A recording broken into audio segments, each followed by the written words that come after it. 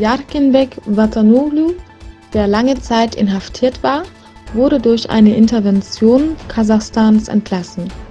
Die chinesische Polizei verhinderte am Flughafen seine Ausreise, sodass er über die Grenze bei Gorgas das Land verlassen musste. In der Freiheit angekommen, wurde er von seiner Familie und diversen NGO-Mitgliedern empfangen. Der uigurische Student Alkan kam 2015 in die Türkei, um dort in Kahramanmaraş an der Universität sein Studium der Politikwissenschaften und internationaler Beziehungen aufzunehmen. Im November beabsichtigte er eine Reise nach Ostturkestan und wird seither vermisst. Die Familie des jungen Mannes wurde von den chinesischen Behörden dazu gedrängt, ihn zur Heimkehr zu rufen.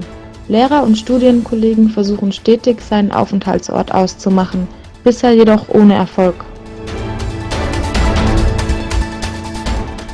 Der stellvertretende Präsident der Hohen Friedenskonferenz in Afghanistan, Din Mohammed, verkündete von Vertretern der USA, in diesem Fall Zalmay Khalilzad, welche für die USA und den Taliban beschlossen, fremde Truppen des Landes zu verweisen.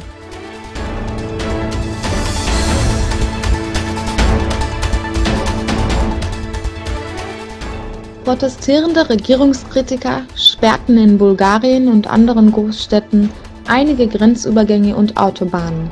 Als ärmstes EU-Land demonstrierten die Menschen gegen die mangelhaften Lebensbedingungen. Die Mobilisierung fand über die sozialen Netzwerke statt.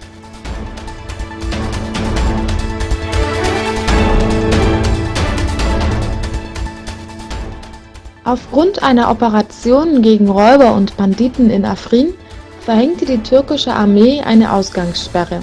Die kriminelle Organisation soll Bewohner der Region unterdrücken, bedrohen und ausrauben.